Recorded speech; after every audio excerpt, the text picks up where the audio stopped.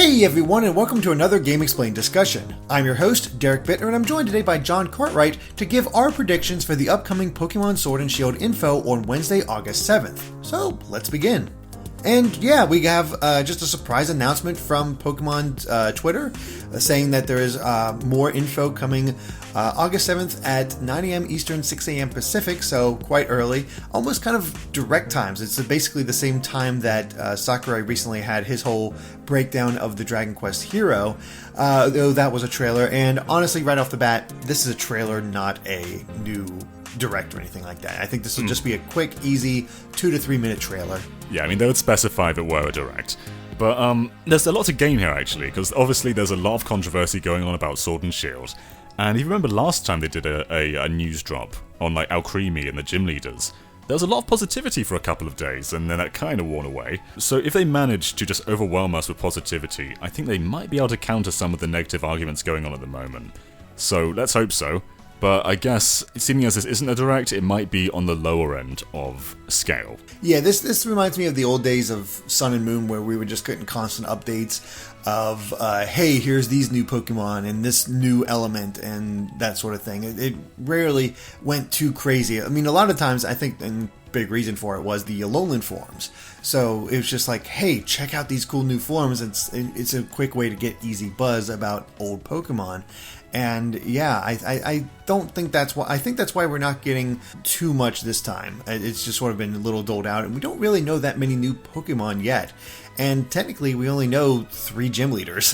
4 really, but 3 because there's only 3 gym places we've been to. So there's still a lot of info they can give out. There's a ton. Like, when putting my list of predictions together, I was just thinking to myself, there's actually a lot they haven't said about this game.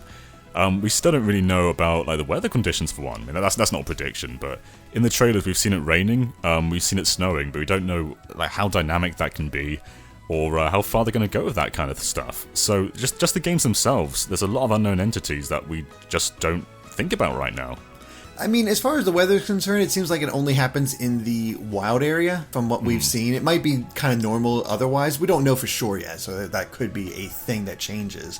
But with the demo footage they showed of the wild area from the treehouse, they did show it could really just change on a dime. There's not really any set thing. It's like you walk around and it's snowing, all of a sudden it's good again, and hey, now it's raining again. So it seems to change pretty often. Which is better than Let's Go, which had no weather. But yeah. Anyway, should we dive into our predictions? Yeah, let's go ahead. Let's hear your first prediction. So my first prediction is they're going to show us an evolution for an existing Pokemon. And this one's partially based on a rumor I've seen, but I think they're going to show us a Farfetch'd evolution. Ooh, oh please. It's been so long. I think, is Farfetch'd the oldest Pokemon who hasn't evolved? I think he is one of them. I think there might be one more, but I can't think of it offhand. But yes, I think so. He's had no new forms, evolutions, or anything like that. And that's a shame, because Farfetch'd has ever since Gen 6, Farfetch'd has become one of my favorite Pokemon. I don't know why. And so I'd love to have some more love thrown his way. And I think that'd be really great. Or maybe he'll be like one of the classic Pokemon that gets a new, what is it, Gigantamaxing? Can you imagine if he gets all this love? Not only can he evolve into a new form, but he also gets the Gigantamax form as well. Like, just give Farfetch'd everything you can. Yes, please.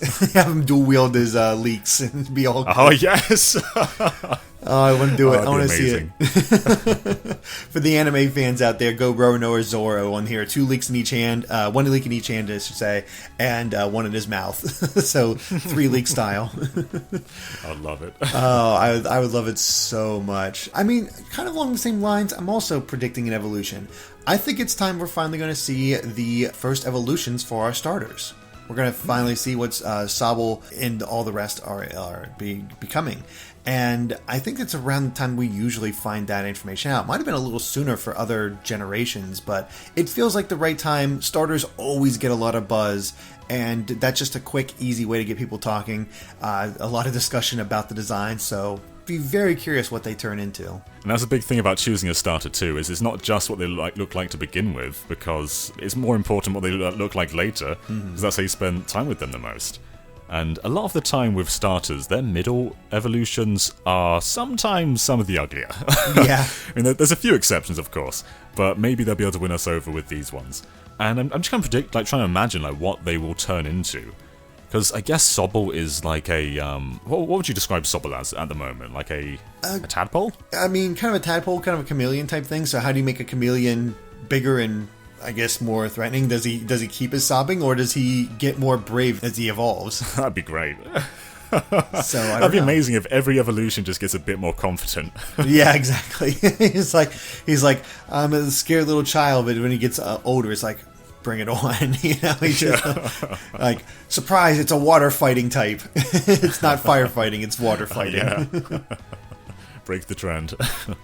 Actually, that'd be kind of awesome, honestly. Yeah.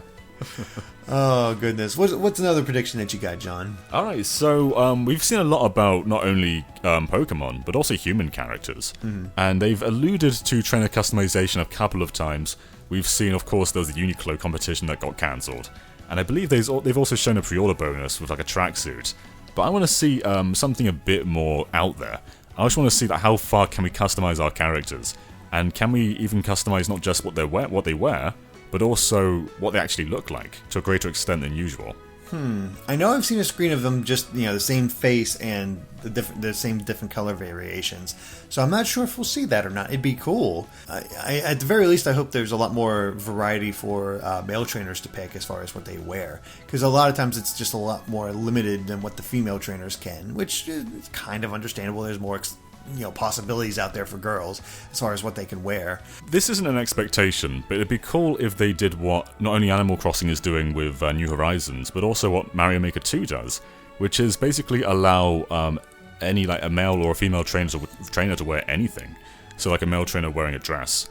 That's of course not an expectation from Pokemon, but other Nintendo games have shown that precedence before. I would love to see that. That would be really cool, and I don't know, kind of a lot of fun. I'd see a huge social media presence on that one, just showing off what their trainer actually looks like. There'd actually be a reason for people to show off their trainers in that way. I think that'd be a lot of fun. And I guess also online it would make your character feel a bit more distinct too, because there comes a point where basically every character kind of looks alike, especially with male trainers. So to be able to express your personality more would be a really good thing. Yeah, absolutely. I'd love to see that. I mean, I'm expecting haircuts to come back as well, so you can change your hairstyle and all that fun stuff. Well, speaking of human characters, I do predict we'll get at least one more gym leader revealed. Not sure which one. Maybe the Steam City. I'll say this right now, just from doing analysis. Please start giving me city names. I'm so tired of referring to them as the Steam City, the Fortress City, the hometown. All this. I have nothing to name them. It's frustrating. It'd also be interesting if they carry on that trend from the previous gym reveals and have one being exclusive to Sword and another being exclusive to Shield. Of course, that gives you more to analyze, Derek, as well, because they're basically doubling the possibilities there. But it gives you just a bit more of an idea of which version you're going to go for, depending on which designs and types you prefer. That would be very interesting to see if they decided to go that big and have maybe one or two gym leaders that are the same, but all the rest are different depending on the version you pick. Right. That'd be fascinating. I don't think they'll do it. I think we'll stick to just one, just to have that sort of thing in there. But it would be kind of wild to just see how different it is, because I'll be honest, I'd be a lot more inclined to play both versions if that was actually happening. Yeah, I guess you also get TMs from each gym as well. So if you prefer a certain type, then you'll get that type move after finishing that gym. I didn't even think about that aspect, about getting a TM from the trainer you defeat, and they are very different trainers. So, I wonder how they'll handle that. I wonder if, the one you get from the gym leader, the other you buy from the store, and it's vice versa on the other version? Yeah, maybe. I can't see them doing it a version-exclusive TMs, but I guess there's a possibility they might, but yeah, I think your solution makes more sense. Any other predictions? So this one's kind of a gameplay prediction, and it's one that I've wanted for a while, and one that a lot of other RPGs do, which is basically an animation speed-up feature. Again, this is not something I actually expect, it's just something I want. I want them to have something like Dragon Quest or Bravely Default, where you can just sort of speed up the battles by 2 times. I don't think this will work online, but just working offline, it'd be really cool just to speed up your progress, and you're not always grinding all the time, especially in caves and when you're surfing or other areas like that. I mean, they kind of already have that. I'm not expecting to see that just because there is the option to turn off battle animations. So that definitely speeds things up. That's what a lot of people do when they're grinding, so they don't have to see the animations. They can just get through it. So I don't know if we'll actually see something like that, but it's an interesting idea. It would be an option to at least be able to still see the animations and go that way. Yeah, that's the main difference, is when you turn them off, you do lose a lot of the flair, and every move is literally just a bounce. And maybe this is something they couldn't do on the 3DS because maybe speeding up battles would have just made the game go to a crawl with the frame rate. But now we're on Switch, I think it could be a possibility.